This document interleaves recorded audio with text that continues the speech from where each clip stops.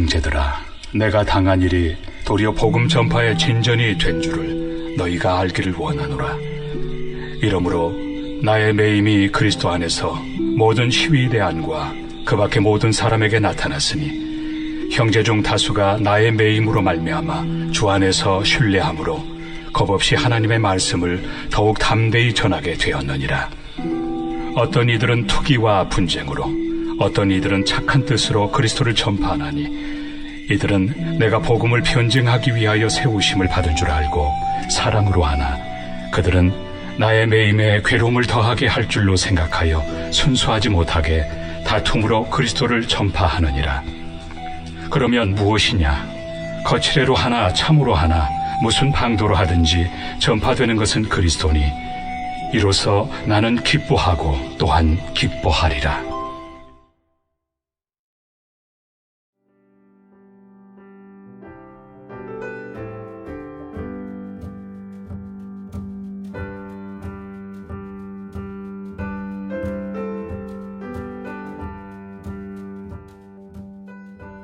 하나님의 교회 선한 목자 교회는 주의 은혜를 사모하며 주의 사랑을 실천하고 이를 통해 세상에 감동을 주는 섬김의 공동체로서 북미개혁 장로교단 소속 한인교회입니다.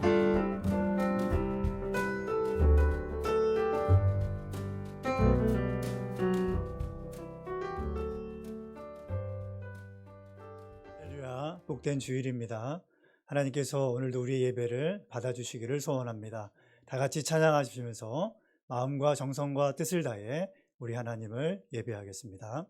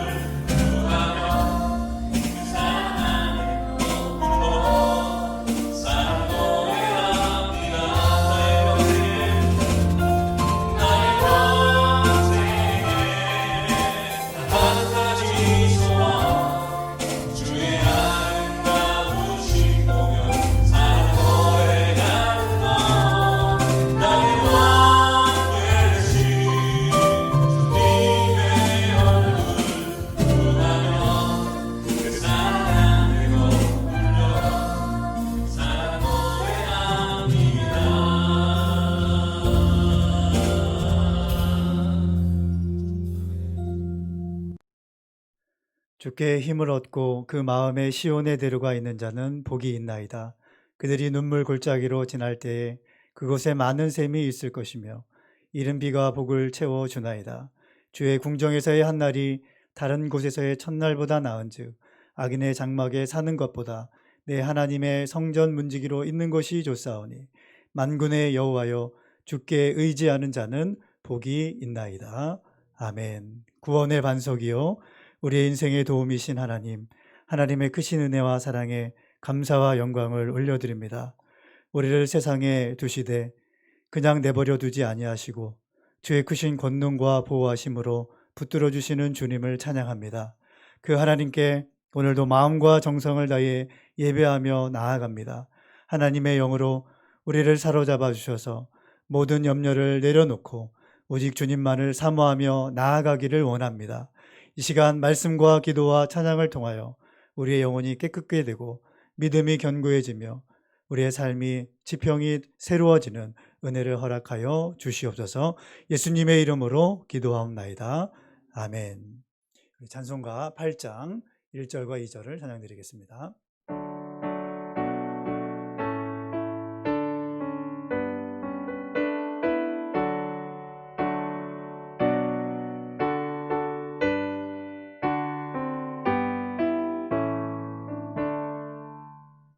거룩 거룩 거룩 전능하신 주님 이른 아침 우리 주를 찬송합니다. 거룩 거룩 거룩 자비하신 주님 성삼위일체 우리 주로다.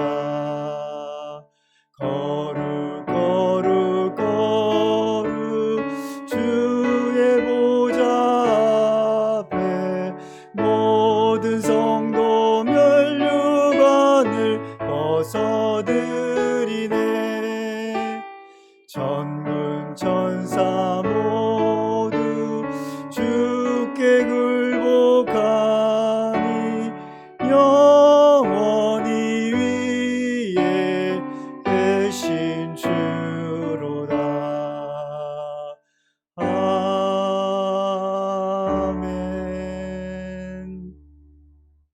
교동문 63번 시편 145편입니다. 왕이신 나의 하나님이여 내가 주를 높이고 영원히 주의 이름을 송축하리이다.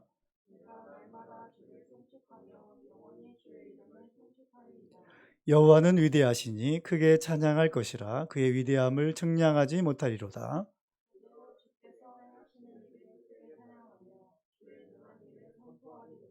주의 존귀하고 영광스러운 위엄과 주의 기이한 일들을 나는 작은 소리로 읊조리리이다.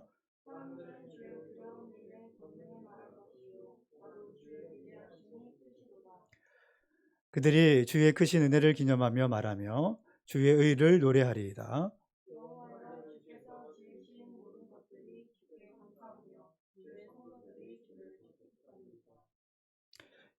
아멘. 우리 이 시간은 하나님께 참회의 기도를 드리는 시간입니다. 지난 한 주간의 삶을 돌아보면서 우리 안에 있었던 죄와 허물을 회개하기를 원합니다. 우리가 사는 이 시대는 하나님을 부인하는 시대고 또 믿음에서 떠난 시대고 우리 영광의 하나님을 떠난 그런 시대입니다. 하나님의 자녀된 우리조차도 때때로 하나님을 떠나서 또 하나님을 멀리해서 하루하루의 삶을 살아갈 때가 있음을 고백하게 됩니다. 이 시간 우리가 주의 말씀을 묵상하고 거룩한 행실로 주님을 본받는 자가 되지 못했음을 우리가 회개합시다. 철저히 이기적인 마음과 또 이웃에 대해서 정말 사랑 없이 대했음을 고백하고 때때로 죄와 타협했던 우리의 연약함을 하나님 앞에 회개하며 나아가기를 원합니다. 오라 우리가 여호와께 돌아가자. 여호와께서 우리를 찢으셨으나 도로 낫게 하실 것이요 우리를 치셨으나 싸매어 주실 것이라고 약속해 주고 계십니다. 이 약속의 말씀을 의지하면서 우리가 다 같이 참회의 기도를 하나님 앞에 드리겠습니다. 거룩하신 하나님, 한 주간의 삶을 돌아보며 우리의 죄와 허물을 회개하며 나아갑니다. 하나님을 떠난 세대, 또 하나님을 부인하는 이 시대의 흐름 속에 신자인 또 성도인 나 자신 또한 하나님을 때때로 떠나고 또 하나님을 멀리했음을 이 시간 고백합니다. 하나님의 말씀을 통하여서 주님과 동행하고 거룩한 행실로 주님을 따라가는 제자의 삶을 살지 못했음을 이 시간 회개합니다. 이기적인 마음들, 또 사랑 없음의 그 모든 말과 행동들을 또한 주님 앞에 고백합니다. 때때로 죄와 타협하면서 나의 육신의 만족과 유익을 추구하였던 나의 연약함을 주님 앞에 낱낱이 고백합니다. 주님, 그러나 이 시간 하나님을 의지하며 나아갈 때에 정말로 하나님 앞에 우리의 죄를 고백할 때에 주께서 우리를 낫게 하시고 우리를 싸매어 주실 뿐만 아니라 우리를 온전케 하시고 회복하시는 그 하나님의 능력을 의지합니다. 약속의 말씀을 의지하며 나아가오니 주님, 우리를 껏깃게 하여 주시고 우리를 새롭게 해주시고 하나님을 기뻐하시는 예배자가 될 수 있도록 주님 축복하여 주시옵소서. 예수님의 이름으로 기도하옵나이다. 아멘. 사도신경으로 우리의 신앙을 고백하겠습니다. 전능하사 천지를 만드신 하나님 아버지를 내가 믿사오며 그 외아들 우리 주 예수 그리스도를 믿사오니 이는 성령으로 잉태하사 동정녀 마리아에게서 나시고 본디오 빌라도에게 고난을 받으사 십자가에 못 박혀 죽으시고 장사한 지 사흘 만에 죽은 자 가운데서 다시 살아나시며 하늘에 오르사 전능하신 하나님 우편에 앉아 계시다가 저리로서 산자와 죽은 자를 심판하러 오시리라. 성령을 믿사오며 거룩한 공예와 성도가 서로 교통하는 것과 죄를 사하여 주시는 것과 몸이 다히 사는 것과 영원히 사는 것을 믿사옵나이다. 아멘.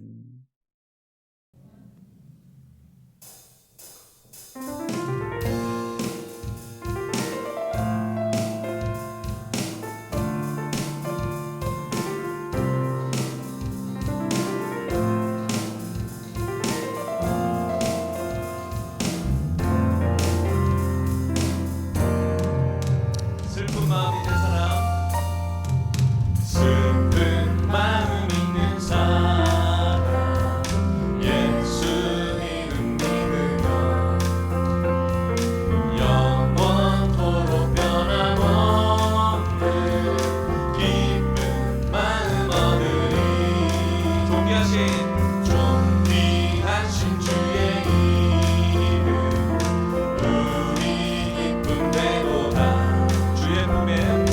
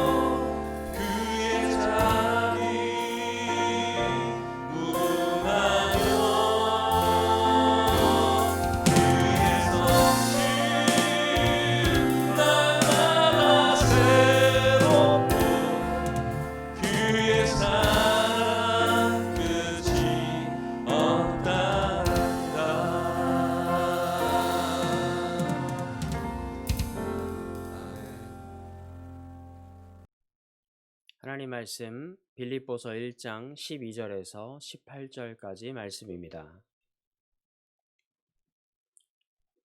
형제들아 내가 당한 일이 도리어 복음 전파의 진전이 된 줄을 너희가 알기를 원하노라. 이러므로 나의 매임이 그리스도 안에서 모든 시위대 안과 그 밖의 모든 사람에게 나타났으니 형제 중 다수가 나의 매임으로 말미암아 주 안에서 신뢰함으로 겁없이 하나님의 말씀을 더욱 담대히 전하게 되었느니라. 어떤 이들은 투기와 분쟁으로 어떤 이들은 착한 뜻으로 그리스도를 전파하나니 이들은 내가 복음을 변증하기 위하여 세우심을 받은 줄 알고 사랑으로 하나 그들은 나의 매임에 괴로움을 더하게 할 줄로 생각하여 순수하지 못하게 다툼으로 그리스도를 전파하느니라. 그러면 무엇이냐? 거칠애로 하나 참으로 하나 무슨 방도로 하든지 전파되는 것은 그리스도니 이로써 나는 기뻐하고 또한 기뻐하리라.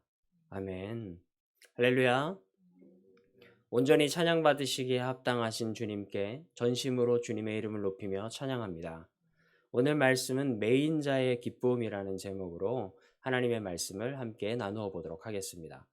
오늘은 특별히 오프라인으로 우리 청년부와 함께 예배하고 있습니다. 청년부를 위해서 제가 쉬운 성경으로 오늘 본문 말씀을 다시 한번 제가 읽어보도록 하겠습니다. 여러분 함께 눈으로 따라와 주세요. 형제 여러분, 내가 당한 고난이 오히려 하나님의 복음을 전하는데 도움이 되었다는 것을 알려드립니다. 내가 그리스도를 믿었다는 이유로 죄 없이 감옥에 갇혀 있는 것을 모든 경비대와 사람들이 다 알게 되었습니다. 비록 내가 감옥에 있으나 오히려 사람들은 이것 때문에 자신감을 얻어 더욱 담대하게 그리스도의 복음을 전하고 있습니다.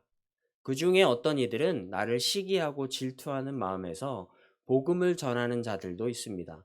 그러나 돕고자 하는 순수한 마음으로 전도하는 사람들도 많이 있습니다. 순수한 마음을 가지고 돕는 사람들은 하나님께서 나를 복음을 지키는 일에 힘쓰도록 부르셨다는 사실을 알고 사랑으로 복음을 전하는 일에 애쓰고 있습니다. 그러나 그렇지 않은 사람들은 이기적인 마음으로 자신들이 높아지기를 원하는 뜻에서 또 감옥에 있는 나를 속상하게 하려고 더 열심히 그리스도를 전합니다. 하지만 그들이 내 마음에 속상하게 한다 해도 개의치 않습니다. 그들이 어떤 마음으로 전하든지 간에 중요한 것은 바로 그리스도가 전파되고 있다는 사실입니다. 나는 이것 때문에 기뻐하며 앞으로도 계속 그러할 것입니다. 아멘. 조금 더 여러분 이해가 쉬워지죠? 네. 혹시 여러분 축구 경기를 보시다가 이런 경험을 해보신 적 있습니까? 생중계를 다른 일로 인해서 생중계를 못 보고 녹화 중계된 내용의 축구 경기를 본 적이 있으실 거예요. 그러면 이미 우리가 그 결과를 어떻게 되죠? 알고 볼 때가 참 많아요. 몇 대 몇으로 어느 팀이 이겼더라. 저도 굉장히 요즘에 그 잉글랜드의 그 축구 경기에 그 토트넘 경기를 응원합니다. 저도 모르게 괜히 손흥민 때문에 무조건 토트넘을 응원하게 되는데 예전에는 원래 다른 팀을 응원하다가 바뀌게 된 거예요. 이 애국심이 뭔지 괜히 손흥민이 괜히 내 형제 같고 걔가 골을 넣으면 저도 같이 넣은 것 같잖아요. 그런데 어느 날 일을 하다 보면 그 경기의 시간이 맞지 않아서 늘 녹화 중계나 하이라이트를 보게 됩니다. 그러면 이미 우리가 그 결과를 알고 보기 때문에 그 경기를 보는 내내 긴장감이 어떻죠? 조금 떨어진 상태로 보게 됩니다. 그런데 만약에 월드컵이나 국가대항전, 특히 뭐 한일전 같은 이런 경기를 우리가 보게 되면 그걸 생중계로 본다. 아직 결과가 어떻게 될지 몰라요. 그렇다면 어떻게 해야 되죠? 손에 땀을 쥐고 응원을 하면서 보게 됩니다. 제가 무엇을 말씀을 하는 것인가 하면 오늘 바울은 복음을 전하는 데 있어서 지금 복음을 전하다가 감옥에 갇혔습니다. 그러면 충분히 묶여있는 채로 있는 상태이기 때문에 자기의 인생이 어떻게 될까 두려워하고 염려하고 근심 걱정해야 될 것 같고 막 그런 지금 라이브 스트리밍인 상황인데 그는 마치 자신의 인생의 결과를 아는 사람처럼 자신의 인생이 이미 녹화된 것을 보는 사람처럼 너무나도 의연하게 대처하고 있다는 거예요. 이 큰일이 닥친 상황 속에서 그는 결과적으로 뭐라고 고백하냐면 나는 기쁘고 기쁘다. 이렇게 말을 합니다. 어떻게 그런 고백이 나올 수가 있었을까? 그는 마치 자신의 인생을 생중계가 아닌 것처럼 말하고 있어요. 예를 들어서 여러분 한일전을 우리가 볼 때 한국이 2대1로 이겼다. 이미 그것을 아는데 그것을 재방송을 제가 한번 본다고 해서 해볼게요. 그런데 이 처음에 한국이 경기를 하다가 실수로 한 점을 먹혔습니다. 이게 만약에 생중계 같으면 어떻죠? 저거 파울이네, 오프사이드네 하면서 온갖 우리가 알지도 못하는 룰을 막 적용하고 상대팀을 막 비방하고 욕설을 내뱉죠. 그만큼 내가 응원하는 팀이 질까봐 걱정을 합니다. 그러면서 동점골, 역전골이 터지기를 우리가 간절히 막 바라면서 경기를 보게 돼요. 그런데 이미 2대1로 우리가 알고 있다면 어떨까요? 결과가 2점을 더 넣어서 이미 역전할 것을 알고 있다면 지금 한 점을 빼앗겼지만 괜찮아. 곧 2골 넣고 우리가 어차피 이겨. 이러한 믿음이 선다라는 거예요. 오늘 사도 바울은 비록 감옥에 갇혀 있지만 그는 자신의 인생의 결과, 하나님이 이 교회를 향한 결과가 어떻게 될지 마치 이미 알고 있는 사람처럼 행동을 하고 있다는 거예요. 자신의 인생을 중계방송을 보듯이 너무나도 의연하게 자신의 처한 상황을 대처하고 있습니다. 감옥에서 언제 죽을지 모르는 사람의 모습이 전혀 아니에요. 오히려 빌립보 교회 성도들에게 감옥에 갇힌 것을 염려하지 말고 내가 비록 지금 갇혔지만 너희들 걱정하지 마. 복음이 전파되고 있음을 오히려 기뻐해라고 말하고 있습니다. 우리가 오늘 주목할 부분이 두 부분인데 바울이 지금 처한 현재의 상황, 성경의 표현대로 하자면 나의 매임, 나의 당한 일이라고 하는 이 말씀에 우리가 주목을 해봐야 될 것이고 또 그리스도를 전파한다라는 말에 우리가 오늘 주목해서 이 두 부분을 함께 우리가 고민해 봐야 될 것 같습니다. 먼저 이 두 부분에 대해서 고민하기 전에 바울이 지금 누구에게 이 편지를 하고 있는 거죠? 빌립보 교회의 성도들에게 편지를 하고 있습니다. 그러면 바울과 빌립보 교회가 어떠한 사이인지를 우리가 먼저 조금 배경적으로 알 필요가 있는 것 같아요. 먼저 사도 바울과 빌립보 교회의 관계를 좀 알아야 하는데 사도 바울은 빌립보 교회를 특별히 사랑하는 교회라고 표현을 합니다. 사도행전 16장으로 올라가면 사도행전 16장에 사도 바울이 아시아로 가서 복음을 전하기를 원해요. 만약에 하나님이 정말 그 길을 여셨다면 아시아가 어떻게 됐을지 몰라요. 이 중동 지역, 중국, 우리가 어쩌면 유럽이 시작되었던 그 많은 교회들이 지금 이 아시아에 다 자리 잡고 있었을지도 모르겠어요. 그런데 하나님은 사도 바울에게 마게도냐라고 하는 곳으로 가도록 하나님이 인도해 가세요. 그래서 이 마게도냐를 우리가 어디인가를 찾아보니까 지금의 우리가 터키가 중동 지역에서 유럽으로 넘어가는 그 길목에 있는 나라라고 생각하거든요. 그런데 그 길목에서 이제 하나 더 가서 넘어가면 처음으로 만나게 되는 유럽의 나라가 있는데 그게 바로 마게도냐입니다. 그러니까 터키는 아시아의 끝이라고 한다면 마게도냐는 유럽의 시작이에요. 이제 하나님이 유럽에 복음을 전하고 교회가 세워지도록 하기 위해서 그 첫 발걸음으로서 사도 바울을 인도해 가고 계시는 거예요. 그런데 이 마게도냐에서 가장 첫 번째로 손꼽을 수 있는 가장 큰 도시가 있어요.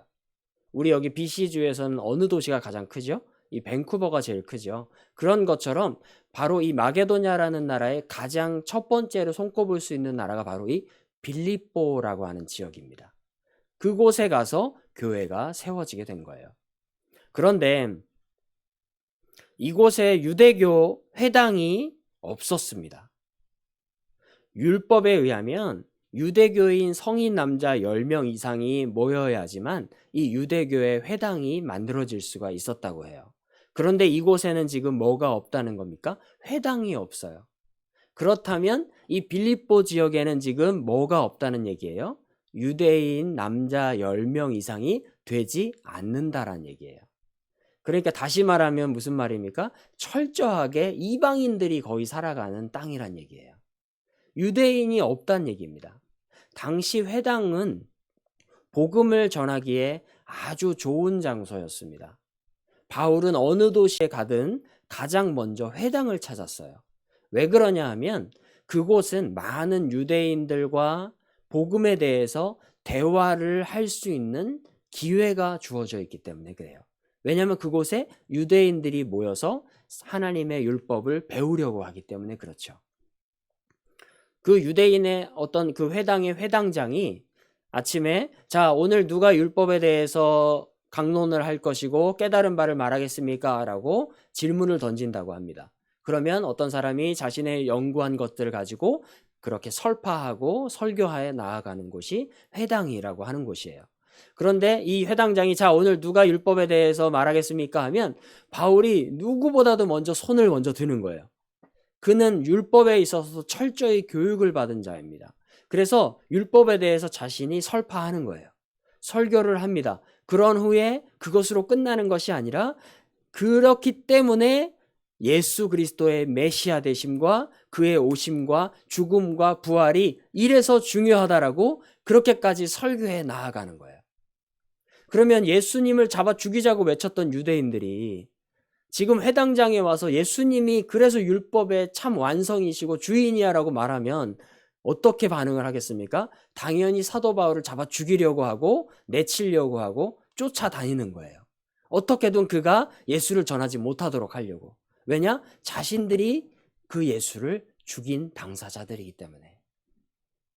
어쨌건 이 회당이라는 곳은 그렇게 하나님의 말씀을 공식적으로 나눌 수 있는 기회가 주어진 곳입니다. 그런데 지금 이 빌립보 지역에는 뭐가 없다는 거예요? 회당이 없다는 얘기예요. 또 이 회당은 여행객들의 숙소 그리고 직업을 그 지역의 직업을 알선해주는 장소로 이용이 되었다고 해요. 그러니 바울에게 회당만큼 좋은 것이 없었습니다. 당시에 바울은 순수하게 자비량 선교를 했어요.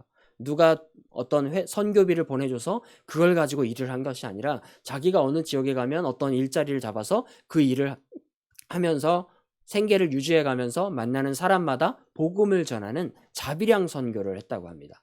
그렇기 때문에 더 회당이 간절했겠죠. 자기의 숙소나 자기의 직업을 해결해 줄 수 있는 목적이 있기 때문에 그렇죠. 그런데 빌립보 지역엔 무엇이 없습니까? 회당이 없었습니다. 다시 말해서 자기가 잘 곳, 어떤 직업을 얻을 수 있는 어떤 루트 아무것도 없다라는 얘기예요. 아무것도 의지할 것, 이용할 것, 도움을 얻을 것이 없는 그러한 곳을 가게 된 것입니다. 사랑하는 우리 성도 여러분, 우리 청년부 여러분, 지금 바울이 빌립보에 갔는데 회당이 없습니다. 아무것도 의지할 것이 없어요. 비빌 언덕이 있어야 자리를 잡는데 아무것도 없습니다. 왜 하나님은 그를 이렇게 몰아붙이실까요? 하나님은 아시아로 가겠다는 바울을 굳이 데려다가 유럽에 갖다 놓으셨는데 아무것도 비빌 언덕이 없습니다. 왜 그렇게 몰아붙이셨을까요? 오직 그의 발걸음을 인도하신 주만 의지하라고 하는 그 뜻이 여기에 담겨 있는 겁니다. 내가 널 인도했다. 널 끝까지 책임질 사람이 바로 나다. 그 책임질 존재가 바로 나다. 그러니 너는 나만 믿고 따라와라. 주님이 그렇게 말씀하고 계시는 거예요. 바울이 다메섹 도상에서 주를 만나 눈이 멀었을 때에 주께서 아나니아라고 하는 제자를 바울에게 보내십니다. 그러니까 아나니아가 주님께 물어봐요. 주님, 그가 차라리 눈이 멀어 있는 게 낫지 않습니까? 그는 우리를 믿는 자들을 잡아 죽이려고 하는 자입니다. 그러니까 예수님께서 아나니아에게 뭐라고 말씀하시냐? 사도행전 9장 15절은 이렇게 말합니다. 주께서 이르시되 가라, 이 사람은 내 이름을 이방인과 임금들과 이스라엘 자손들에게 전하기 위하여 택한 나의 그릇이라. 넌 가서 고쳐줘. 나는 걔를 이방인들을 위해서 쓸 내 그릇으로 정했어. 하나님은 그를 이방 선교를 위해 그릇으로 예비하셨고 지금 그분의 계획대로 그를 인도해 가고 계시다는 거예요. 그러니까 결국은 그가 회당이든 거리든 광장이든 감옥이든 어디 무슨 사창가든 무슨 쓰레기가 쌓여 있는 곳이든 어느 곳이라도 복음을 받을 대상자가 있다면 그는 하나님의 그 뜻에 의해서 가면 되는 겁니다. 회당이 있든 없든 그건 중요하지 않았던 거예요. 그것이 하나님이 세우신 계획이고 하나님이 바라보시는 복음의 영역이었던 것이죠. 오직 환경 바라보지 말고 자기만을 바라보기를 원하는 하나님의 뜻이라는 걸 저와 여러분이 깨달았으면 좋겠습니다. 그래서 그곳에서 이방인들에게 이제 복음을 전하기 시작하여서 교회가 세워지기 시작하고 성도들이 모여서 함께 주를 예배하기 시작합니다. 그렇게 특별히 아무것도 없는 속에서 시작하게 된 교회이다 보니까 사도 바울이 특별히 사랑하는 빌립보 교회라고 소개하는 거예요. 여러 가지 오히려 지원을 받기도 하고 중보 기도에 지원을 받기도 하는 교회가 바로 이 빌립보 교회였던 것입니다. 사랑하는 성도 여러분, 우리의 인생도 주님의 계획 안에 있습니다. 마치 사도 바울처럼 말이죠. 우리가 여러분 캐나다 처음 올 때 뭐 있었습니까? 여러분 한 10년치 살아갈 만큼 충분히 거뜬히 버틸 만한 돈 싸들고 오셨나요? 아니면 내가 10년 동안은 다른 사람 때문에 충분히 먹고 살 수 있을 만큼 인맥을 미리 준비하고 이 땅에 오셨습니까? 다 주께서 책임지셨던 거예요. 왜냐하면 우리도 주의 택한 백성이기 때문에 그렇습니다. 그리고 우리도 이제는 우리 주변을 향해 주님께서 예비하신 그릇의 모습이 보여져야 합니다. 주님께서 우리를 이 땅에 보내셨다면 사도 바울을 보내실 때의 그 목적처럼 우리도 하나님이 사용하실 목적의 그릇의 모양이 있다라는 거예요. 그 역할이 있다라는 것입니다. 그 역할을 감당할 때에 오직 믿음으로 그분의 인도하심만 바라보면 됩니다. 그러면 우리도 바울과 다를 것이 없는 거예요. 우리도 그렇게 하나님이 부르셨다라는 걸 믿으시기를 부탁드립니다. 다른 교회들도 마찬가지지만 바울과 빌립보 교회는 순수 이방인 교회로 또 유럽의 교회로 첫째 되는 교회였기에 바울에게 특별했고 특별한 사랑을 나누어주는 교회로 자리하고 있었습니다. 이러한 배경 속에서 오늘 말씀의 본문의 주요 주제를 한번 주목해 보기를 원합니다. 첫 번째로 우리는 무엇에 주목해야 되냐? 바울의 매임에 대해서 주목해 보아야 합니다. 바울은 나의 당한 일, 나의 매임이라는 표현을 여러 번 사용하면서 자신의 매임을 표현하고 있는데 그 붙들린 상황, 붙잡힌 상황을 그는 어떠한 마음과 눈으로, 즉 어떠한 관점으로 바라보고 있는가? 바울은 자신의 매임을 어떠한 관점으로 가지고 있는지 바울의 관점에 대해서 우리가 생각해 보아야 합니다. 자신을 사랑하며 걱정하고 기도하는 빌립보 교회와 성도를 향하여 바울은 관점이 잘 드러난 문장으로 오늘 이렇게 기록하고 있습니다.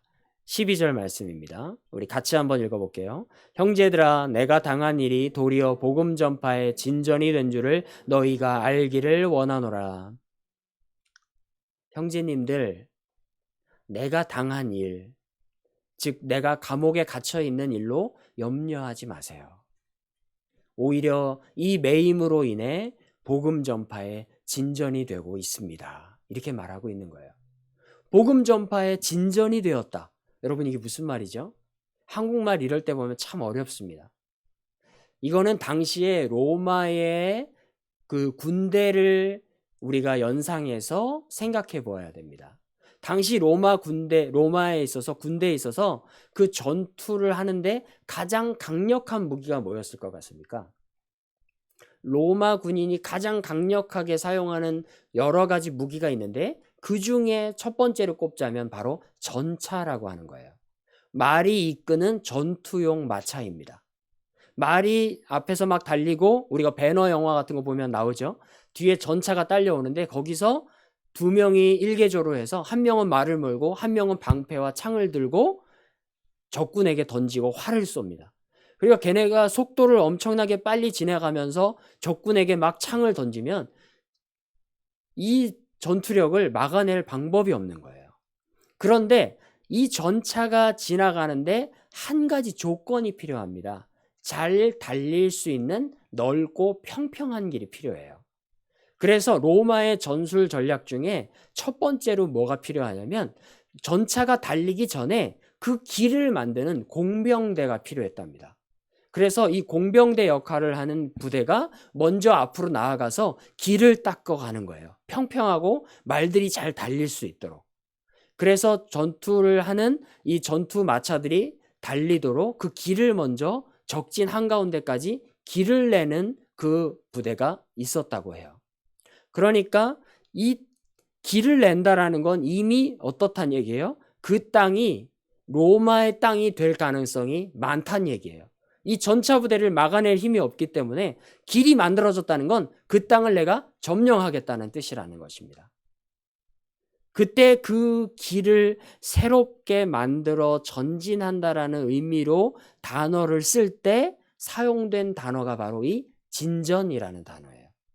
예전 우리 개역 성경에서는 진보라는 단어를 사용합니다. 그러니까 사도 바울은 지금 자신은 비록 감옥에 갇혀 매여 있지만 이곳은 오히려 나의 복음 전파를 위해서 만들어진 새로운 길, 새롭게 펼쳐진 복음의 전파의 장이라고 소개하고 있는 거예요. 하나님이 나를 지금 이곳에 보내셨는데 오히려 이곳에서 새로운 복음의 루트가 만들어지고 있다는 거예요. 마치 복음의 전차가 달릴 수 있도록 길이 뚫리고 있다라고 소개하고 있습니다. 얼핏 보면 미친 것 같죠? 자기가 지금 감옥에 갇혔는데 무슨 이상한 소리 같잖아요. 바울의 관점이 바로 그거라는 것입니다. 감옥이 자기의 붙들린 것이 오히려 새롭게 펼쳐진 길이 된다라. 사도 바울은 한마디로 말하면 복음에 미친 자입니다. 그는 장소와 상황이 아니라 오직 복음을 중심으로 모든 것을 바라보고 있어요. 여러분, 토론토에 사는 아이들한테 유치원에서 자연 풍경을 그리라고 한다 그러면 아이들이 이만한 도화지에 일자로 펼쳐진 땅을 그린다고 해요. 왜냐하면 토론토에는 산이 없기 때문에. 밴쿠버 아이들에게 그림을 그리라고 하면 뭐부터 그립니까? 산부터 그립니다. 왜냐? 사방에 산이 많이 있기 때문에.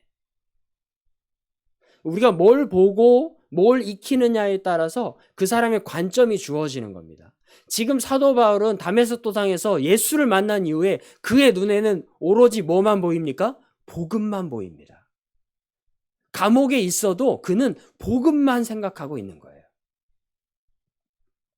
사랑하는 성도 여러분, 여러분이 지금 처한 환경과 상황은 어떻습니까? 감옥보다 더 하십니까? 손발이 매여 계세요? 언제 사형 선고가 떨어질지 모르는 그러한 상황 속에 놓여 계십니까? 바울은 그 속에서도 복음을 전할 기회로 여기고 복음 전함에 전심전력했다라는 걸 기억해야 합니다. 여러분, 가정에서, 직장에서, 학교에서 또 친구들과 지인들과의 만남 속에서 신앙적인 관점을 가지고 행동하며 말하십니까? 그들의 죽어가는 영혼을 바라보고 계십니까? 심판대 앞에 놓여 있을 것을 상상해 보셨습니까? 하나님의 나라가 임하고 있는 것을 내 삶에서 드러내고 계십니까? 우리의 관점이, 우리의 눈이 지금 어디를 향하고 있고 무엇에 사로잡혀 있는지 오늘 이 시간 우리 깊이 생각해 보아야 합니다. 이 바울이 매임에 있어서 우리가 두 번째로 또 고려해야 될 것은 바울의 복음을 향한 열정입니다. 우리 13절과 14절 말씀 같이 읽어보겠습니다. 이러므로 나의 매임이 그리스도 안에서 모든 시위대한과 그 밖의 모든 사람에게 나타났으니 형제 중 다수가 나의 매임으로 말미암아 주 안에서 신뢰함으로 겁없이 하나님의 말씀을 더욱 담대히 전하게 되었느니라. 바울은 당시 중범죄자로 갇혀 있었습니다. 중범죄자라고 하는 것은 보초병과 죄인이 함께 수갑을 차고 생활을 하는 거예요. 그래서 내 오른편에 수갑을 채우고 옆에 있는 보초에게 그 사람의 손목에 수갑을 채워서 떨어지지 못하게 하는 겁니다. 반대쪽 손도 마찬가지고 두 발도 마찬가지예요. 그래서 함께 걷고 함께 움직이고 함께 생활하는 겁니다. 화장실 갈 때도 같이 가는 거예요. 중범죄자이기 때문에. 그런데 이걸 무려 몇 명이 붙어 있느냐면 4명이 붙어 있는 겁니다. 양팔과 양다리 사이 때문에. 중범죄자는 그렇게 속박되어 있고 붙들려 있는 거예요. 그런 상황에서 보초병들이 내 옆에 있는 이 죄인을 볼 때 어떤 마음이었을까요? 그들이 볼 때 이 바울은 굉장히 독특하고 특별한 죄인이었던 거예요. 누구를 죽인 살인자도 아니에요. 물건을 훔친 도둑도 아니고 누군가를 때리고 훔쳐온 강도도 아닙니다. 그냥 오직 입만 넣으면 예수님이 어쩌니 부활이 어쩌니 계속 그 얘기만 하는 거예요. 처음에 이 사람 옆에 있는 보초병들이 어땠을까요? 처음에 아주 미쳤을 거예요. 계속 입만 열면 자꾸 그리스도가 어쩌니 저쩌니 계속 그 얘기만 하겠지 않겠습니까? 얼마나 미쳤겠어요. 오히려 그 사람 보초 서기 싫어서 막 서로 그랬을 것 같습니다. 그런데 그러다가 하나 둘씩 그 말에 귀를 기울이기 시작해요. 그리고 결단하기 시작합니다.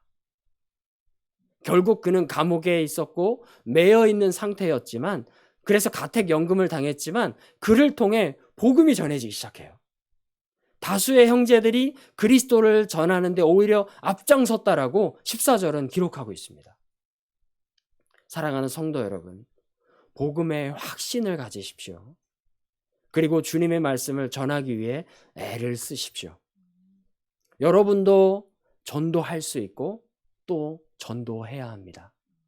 사도 바울처럼 어떠한 상황에 놓여 있든 전도해야 합니다. 성경에 기록된 것은 그렇게 하라는 것이지, 너희는 불가능하지만 옛날에 이런 인간들도 있었어라고 참고하라고 써 있는 게 아니란 얘기예요. 우리도 주 안에서 그렇게 해야 되고 할 수 있다라고 기록해 놓으신 말씀입니다. 전도가 어려운 건 어쩌면 여러분이 전하는 복음에 확신이 없거나 복음대로 살고 있음을 보여주지 못하기 때문은 아닐까요?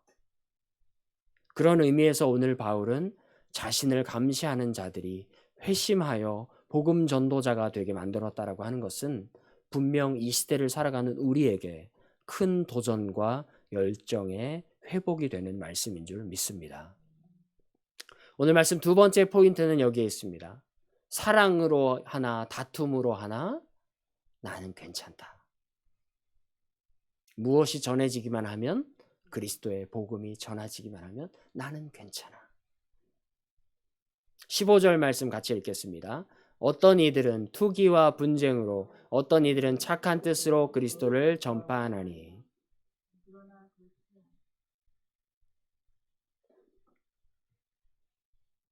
바울은 새로운 어려움에 빠졌습니다. 복음을 전해받은 이들 중 바울을 진심으로 사랑하는 사람들이 있는가 하면 그를 시기 질투하는 이들도 있었어요. 어느 교회나 나타날 수 있는 문제입니다. 바울이 붙잡히기 전부터 복음을 전해 들었던 사람들, 그리고 그 이후에 붙잡힌 이후에 믿게 된 이들 중에 바울을 시기했던 사람들이 있었다란 얘기예요. 똑같이 복음을 전해 들었습니다. 그리스도의 한 형제자매가 되기로 고백했습니다. 그리고도 자신에게 그 귀한 복음을 전해준 바울을 인간적 마음에서 시기하고 있는 거예요. 머리로는 이해가 안 가지만 여러분의 삶에도 나타날 수 있는 충분한 문제입니다. 우리가 그만큼 연약하기 때문에, 교만하기 때문에. 그들의 시기가 어떠한 모습이고 어떠한 유형을 가지고 있는가? 쉬운 성경이 굉장히 잘 표현하고 있는 것 같습니다. 17절 말씀 제가 보겠습니다. 그러나 그렇지 않은 사람들은 이기적인 마음으로 자신들이 높아지기를 원하는 뜻에서 또 감옥에 있는 나를 속상하게 하려고 더 열심히 그리스도를 전합니다. 그러니까 자신의 이기적인 마음에 개인적으로 높아지고 싶어서 나도 바울이 받은 어떤 그런 존경과 우월을 나도 받고 싶어서 이기적인 마음으로 더 열심히 그리스도를 전하고 있다는 소리를 내가 들었습니다 라고 말하는 거예요. 바울을 향한 개인적인 이기심에서 비롯된 이 질투와 시기심이지만 그럼에도 그들이 전하는 복음이 잘못된 이단적인 것이라든지 다른 말을 하는 게 아니라면 단순히 높임받고 싶어서 그러한 열정과 뜻이라면 나는 괜찮다라고 바울이 선언하고 있습니다. 또 바울을 사랑하고 걱정하는 이들도 있었습니다. 여기서 16절에 나오는 사랑으로라고 하는 단어가 나오는데 이 사랑으로라고 하는 단어는 헬라어로 아가페스라는 단어입니다. 어디서 많이 들어본 말 비슷하죠? 이 아가페스라는 단어는 사실 아가페라고 하는 단어의 소유격입니다. 다시 말해서 희생과 헌신의 이타적인, 나를 위한 게 아니라 남을 위한 이타적인 사랑을 뜻할 때 사용하는 단어가 바로 이 아가페스라고 하는 단어입니다. 그러니까 지금 바울을 사랑하는 형제자매들은 어떻다는 거예요? 나를 위한 목적이 아니라 감옥에 갇힌 사도 바울을 위해서 사랑하는 마음으로 그를 지금 대신해서 내가 복음을 전하겠다라는 거예요. 바울이 잡혀 있으니 우리라도 가서 복음을 전하자라는 거예요. 우리도 바울처럼 어쩌면 복음을 전하다가 잡힐 수도 있고 죽을 수도 있지만 오직 그리스도의 사랑에 매인 우리로서는 복음을 전함에 있어 멈출 수 없다라는 거예요. 이렇게 이기적인 마음에서 높임 받으려고 열심히 전하든지 사랑에 매여 복음의 빚진 자로 열심히 전하든지 바울은 이 두 경우에 대해서 이렇게 한마디로 결론을 내립니다. 그것이 바로 오늘 말씀 세 번째 요점이죠. 18절 말씀입니다. 그러면 무엇이냐?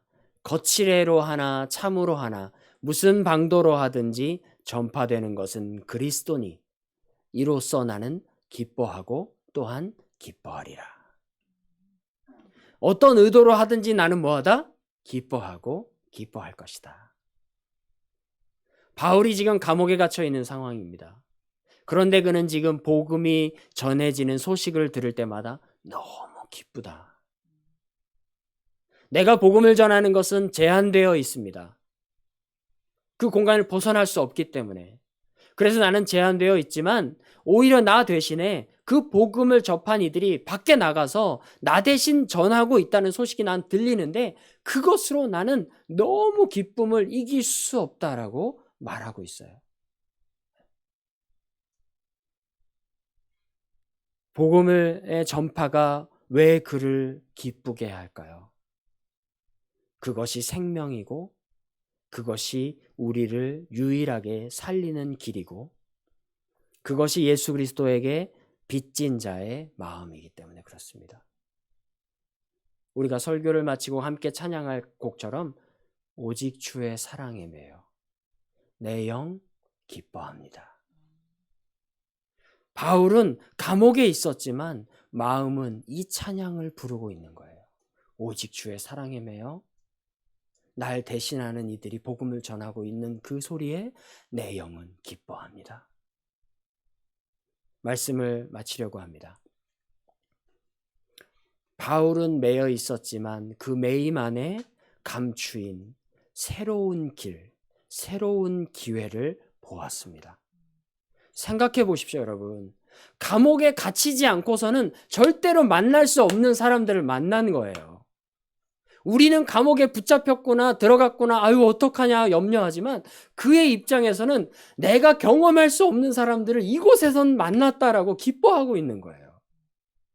그 감옥을 지키는 보초병들, 간수들, 또 다른 죄수들, 관리자들, 그런 등등의 사람들을 그곳에서만 만날 수 있다라는 것. 그곳에 나를 하나님이 보내셨다고 생각하는 거예요. 나를 붙잡혔다가 아니라 나를 보내셨구나.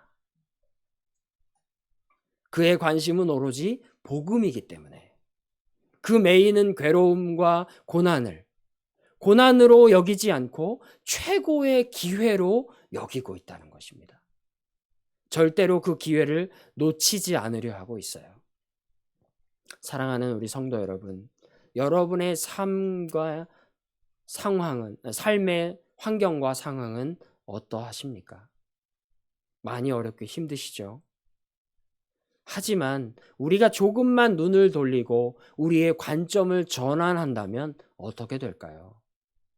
우리가 그동안에 가지고 있던 물질적, 이기적, 육신적 관점에서 벗어나 신앙적인 관점으로 우리의 마음을 바꿀 수만 있다면 우리는 분명 어렵기만 했던 삶의 터전이 조금씩 다르게 변화될 것입니다. 조금씩 다르게 보이기 시작할 거예요. 오히려 이 기회를 놓치지 않으려 할 것입니다. 사도 바울처럼 말이죠. 가정이 하나님이 허락하신 행복의 터전으로 보이기 시작할 것입니다. 학교가 신실함을 증명할 수 있는 장소가 될 것이고, 직장이 회당과 같이 선교의 현장으로 변화가 되고, 삶의 여러 가지 문제들이 기도의 기회, 믿음 성장의 기회로 보이기 시작할 것입니다. 여러분의 관점이 변화되는 게 중요해요. 신앙의 관점으로 나의 삶을 인도하실, 나의 관점을 새롭게 하실 성령님께 우리 다시 한번 무릎 꿇기를 원합니다. 주님, 내 생각, 내 관점을 바꾸어 주옵소서. 내가 이제 신앙적 관점을 가지고 주님이 주신 이 삶을 새로운 길, 새로운 기회로 여기며 감사함과 열정으로 살아갈 수 있도록 성령님 나를 인도해 주옵소서. 우리 이렇게 기도하는 저와 여러분이 되시기를 주님의 이름으로 축원합니다. 우리 같이 찬양하며 기도하기를 원합니다. 오직 주의 사랑에 매여 내 영 기뻐 노래합니다. 우리 같이 한 두 번만 찬양하며 같이 기도하겠습니다.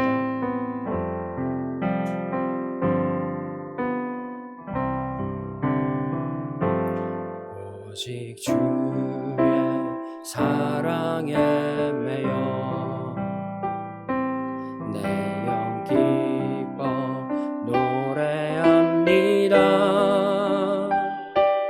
이 소망의 언덕 기쁨의 땅에서 주께 사랑드립니다. 오직 주의 임재 안에, 주의 임재 안에 갇혀 내 영 기뻐 찬양합니다. 이 소명의 언덕 거룩한 땅에서 주께 경배드립니다. 주께서 주신 모든 은혜 나는 말할 수 없네. 내 영혼 즐거이 주 따르렵니다. 주께 내 삶 드립니다. 오직 주의 사랑에 매여 주의 사랑에 매여 내 영 기뻐 노래합니다. 내 영 기뻐 노래합니다. 이 소망의 언덕 기쁨의 땅에서 주께 사랑드립니다. 오직 주의 임재 안에 갇혀 임재 안에 갇혀 내 영 기뻐 찬양합니다.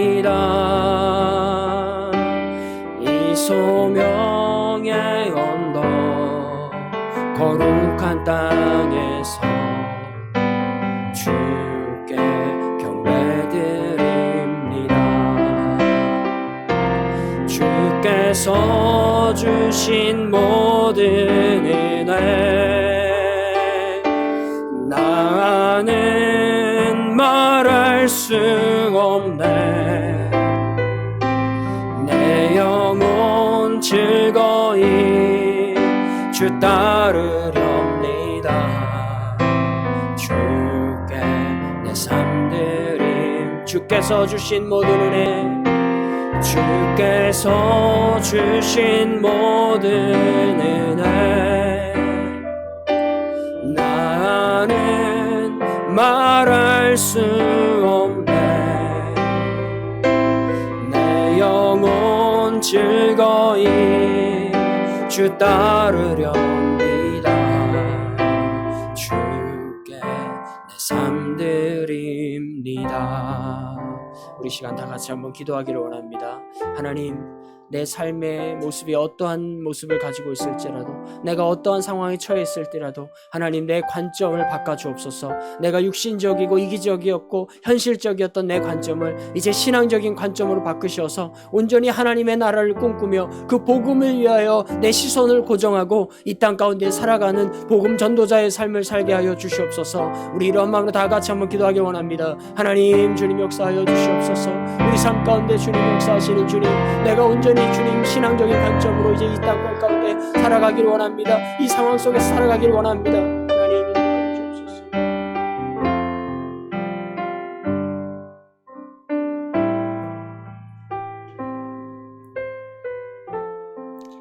하나님 아버지, 저희들이 어떤 상황에 있든지 복음을 전하도록 이끄시는 하나님의 인도하심을 깨닫게 하여 주시고, 성령님을 의지하여 한 걸음 한 걸음 나아갈 때마다 복음이 증거되는 역사들이 일어나게 하여 주시옵소서. 예수님의 이름으로 기도하옵나이다. 아멘. 이번 한 주간도 하나님께서 저와 여러분을 지키시고 또 은혜와 자비를 이 땅 가운데 베풀어 주시기를 주님의 이름으로 축복합니다. 교회 지난주에 카운실 미팅에서 결정된 중요한 사항들은 주보를 참고해 주시고요. 10월 12일 날 추수감사절 만찬은 도시락을 드라이브 스루로 나눠주는 걸로 대신하기로 했습니다. 여러분 5시부터 6시까지 시간을 기억해 주시면 감사하겠습니다. 다 같이 찬양하시겠습니다. 우리 보좌 앞에 모였네.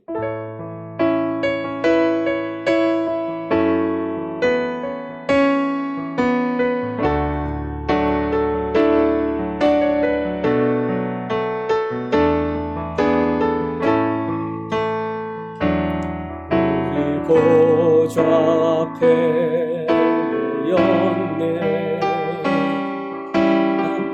함께 주를 찬양하며 하나님의 사랑 그 아들 주셨네. 그의 피로 우린 구원받았네. 십자가에서 쏟으신 그 사랑 강같이 온 땅에 흘러 각 나라와 족속 백성 방언에서 구원받고 주 경배드리네. 구원하심이 보좌에 앉으신 우리 하나님과 어린 양께 있도다. 구원하심이 보좌에 앉으신 우리 하나님과 어린 양께 있도다. 구원하심이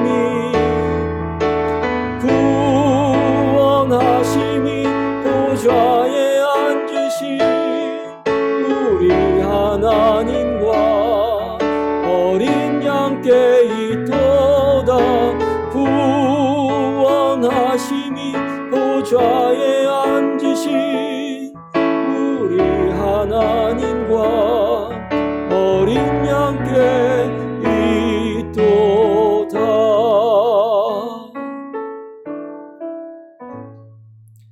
자비로우신 하나님, 복음으로 우리를 새롭게 하시고 주 예수의 사람이 되게 하시고 이제 주 예수의 복음을 전하는 자리에 세우신 것을 인하여 감사를 드립니다.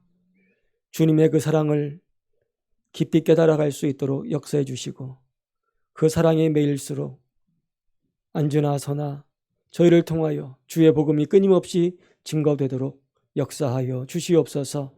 선한 목자 교회가 이와 같이 쓰임받기를 원하오니 아버지여, 선한 목자 교회가 복음 전하는 교회로 세워지기를 원합니다.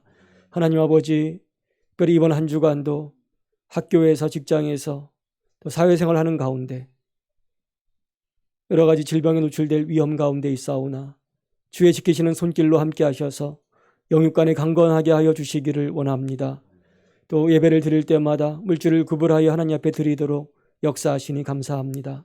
하나님, 모든 것이 하나님의 것일진데 기쁨으로 고별하여 드리게 하여 주시고 드려진 물질이 또한 주의 복음 전하는 일에 귀하게 쓰임받을 수 있도록 하나님 역사하여 주시옵소서. 이제는 우리 주 예수 그리스도의 은혜와 하나님의 사랑과 성령님의 교통하심이 사랑하는 모든 교우들 위에 영원히 함께 있을지어다. 아멘.